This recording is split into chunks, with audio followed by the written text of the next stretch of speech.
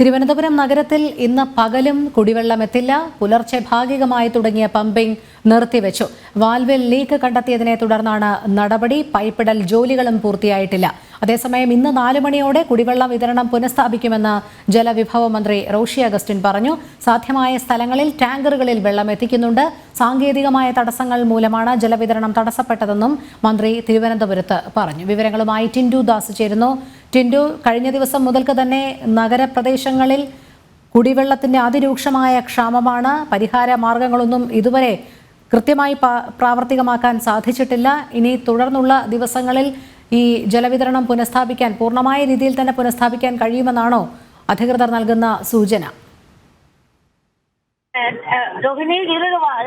മന്ത്രി പറഞ്ഞതിലൊരു വസ്തുതാപരമായിട്ടുള്ള തെറ്റുണ്ട്. കഴിഞ്ഞ 4 ദിവസമായിട്ടല്ല തലസ്ഥാനത്ത് വെള്ളം മുടങ്ങിയിട്ട്. കഴിഞ്ഞ 1 മാസമായിട്ട് പൂർണ്ണമായിട്ടും ഭാഗികമായിട്ട് തലസ്ഥാനത്തിന്റെ വിവിധ ഭാഗങ്ങളിൽ, അല്ലെങ്കിൽ ഈ നഗരപ്രദേശത്തെ വിവിധ ഭാഗങ്ങളിൽ കുടിവെള്ളം ലഭിക്കുന്നില്ല. കുടിവെള്ളം കിട്ടാക്കനിയാണ്. അതിൽ ഏറ്റവും പ്രധാനപ്പെട്ട കാര്യം, വാട്ടർ അതോറിറ്റി ഓരോ ടാങ്കുകളും ക്ലീനിങ് നടത്തുന്നതിന്റെ ഭാഗമായിട്ടാണ് വെള്ളം കിട്ടാത്തത് എന്നൊരു വിശദീകരണമായിരുന്നു ആദ്യം നൽകിയിരുന്നത്.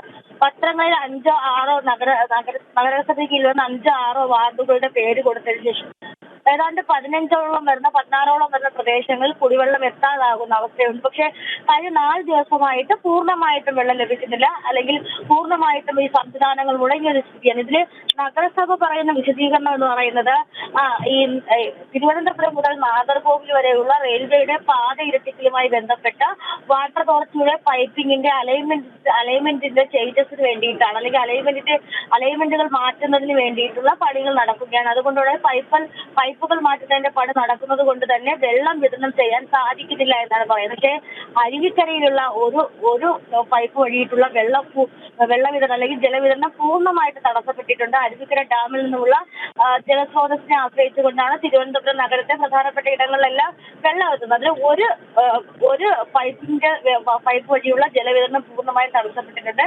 കഴിഞ്ഞ 1 മാസമായിട്ട് തലസ്ഥാനത്ത് ഇത് തന്നെയാണ് അവസ്ഥ. ഇന്നിപ്പോൾ കഴിഞ്ഞ 4 ദിവസമായിട്ട് വെള്ളം മുടങ്ങിയിട്ടും തലസ്ഥാനത്തെ മിക്ക കടകളും, അല്ലെങ്കിൽ നഗരപ്രദേശത്തിലെ പൂർണ്ണമായിട്ടുള്ള ചായക്കടകൾ, ഹോട്ടലുകൾ എല്ലാം പൂർണ്ണമായി തന്നെ അടച്ചിട്ടിരിക്കുകയാണ്. കാരണം വെള്ളം ഇല്ലാത്തത് കൊണ്ട് തന്നെ വെള്ളം കിട്ടാത്തതായി മാറുന്ന അവസ്ഥ. ഈ ടാങ്കറുകളിൽ വെള്ളം എത്തിക്കുകയാണെങ്കിൽ അമ്പലത്തറ, അതുപോലുള്ള കുരിയാത്തി, അതുപോലുള്ള ജംഗ്ഷനുകളിലെ അതുപോലത്തെ സ്ഥലങ്ങളിലൊക്കെ ടാങ്കറുകളിൽ വെള്ളം എത്തിച്ചിട്ട് പോലും പൊതുജനങ്ങൾക്ക് അത് മതിയാവാത്ത അവസ്ഥ വരുന്ന, എല്ലാവർക്കും വെള്ളം എത്തിക്കാൻ പറ്റാത്ത അവസ്ഥയൊക്കെ ആയിട്ടാണ് നിലനിൽക്കുന്നതായാലും വലിയ രീതിയിലുള്ള പ്രതിസന്ധി തലസ്ഥാനത്ത് നിലനിൽക്കുന്നുണ്ട്. കുടിവെള്ളം കിട്ടാക്കനിയായി മാറിയിരിക്കുന്നു.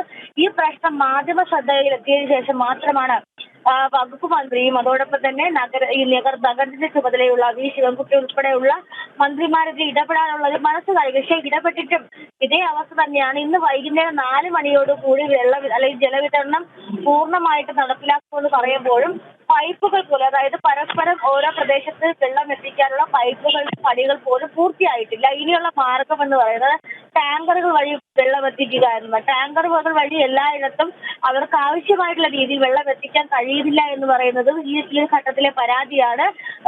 തൽക്കാലത്തെ ആറ്റുകാൽ വാർഡ്, അതോടൊപ്പം തന്നെ കാലടി, തളി തുടങ്ങിയ പ്രദേശങ്ങളൊക്കെ കഴിഞ്ഞ ദിവസമായിട്ട് 4 ദിവസമായിട്ട് പൂർണ്ണമായിട്ടും ജലവിതരണം തടസ്സപ്പെട്ടിരിക്കുകയാണ്. കടകൾ തുടർന്ന് പ്രവർത്തിക്കുന്നില്ല.